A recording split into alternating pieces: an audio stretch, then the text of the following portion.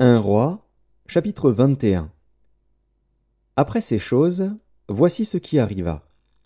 Naboth, de Jizréel, avait une vigne à Jizréel, à côté du palais d'Akab, roi de Samarie. Et Akab parla ainsi à Naboth. Cède-moi ta vigne, pour que j'en fasse un jardin potager, car elle est tout près de ma maison. Je te donnerai à la place une vigne meilleure, ou, si cela te convient, je te payerai la valeur en argent. Mais Naboth répondit à Akab, que l'Éternel me garde de te donner l'héritage de mes pères.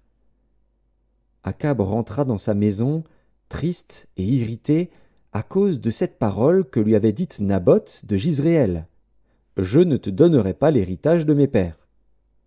Et il se coucha sur son lit, détourna le visage, et ne mangea rien.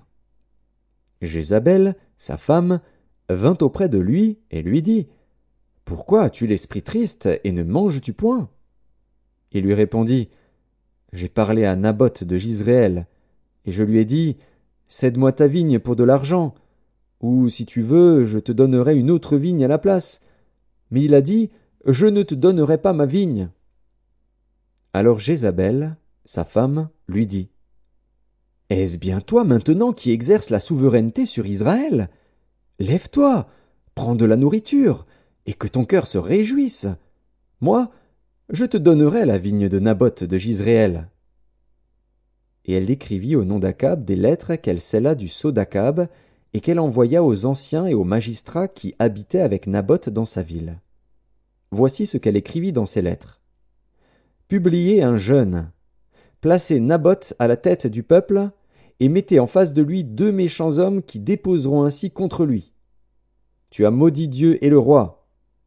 Puis menez-le dehors, lapidez-le, et qu'il meure.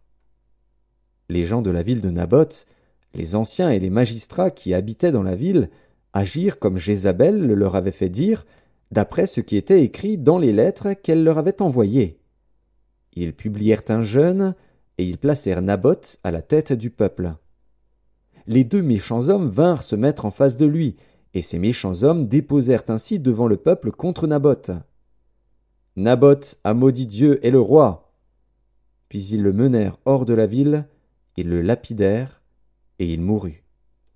Et ils envoyèrent dire à Jézabel, « Naboth a été lapidé, et il est mort. » Lorsque Jézabel apprit que Naboth avait été lapidé et qu'il était mort, elle dit à Akab, « Lève-toi, prends possession de la vigne de Naboth de Jizréel, qui a refusé de te la céder pour de l'argent, car Naboth n'est plus en vie, il est mort. » Akab, entendant que Naboth était mort, se leva pour descendre à la vigne de Naboth de Jizréel, afin d'en prendre possession. Alors la parole de l'Éternel fut adressée à Élie, le Tishbite, en ces mots.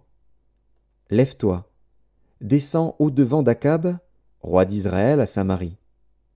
Le voilà dans la vigne de Naboth, où il est descendu pour en prendre possession. Tu lui diras, Ainsi parle l'Éternel. N'es-tu pas un assassin et un voleur? Et tu lui diras, Ainsi parle l'Éternel. Au lieu même où les chiens ont léché le sang de Naboth, les chiens lécheront aussi ton propre sang. Akab dit à Élie, M'as-tu trouvé, mon ennemi? Et il répondit, Je t'ai trouvé, parce que tu t'es vendu pour faire ce qui est mal aux yeux de l'Éternel.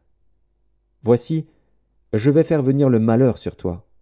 Je te balayerai, j'exterminerai quiconque appartient à Akab, celui qui est esclave et celui qui est libre en Israël, et je rendrai ta maison semblable à la maison de Jéroboam, fils de Nébat, et à la maison de Baécha, fils d'Akija, parce que tu m'as irrité et que tu as fait pécher Israël.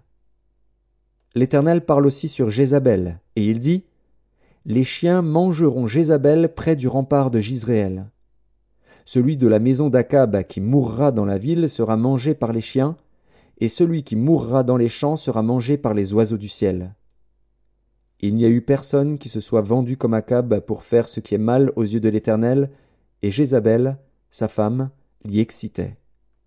Il a agi de la manière la plus abominable, en allant après les idoles, comme le faisaient les Amoréens, que l'Éternel chassa devant les enfants d'Israël.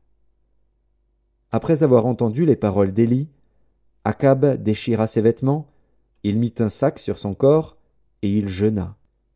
Il couchait avec ce sac, et il marchait lentement. Et la parole de l'Éternel fut adressée à Élie, le Tishbite, en ces mots. As-tu vu comment Akab s'est humilié devant moi? Parce qu'il s'est humilié devant moi, je ne ferai pas venir le malheur pendant sa vie. Ce sera pendant la vie de son fils que je ferai venir le malheur sur sa maison.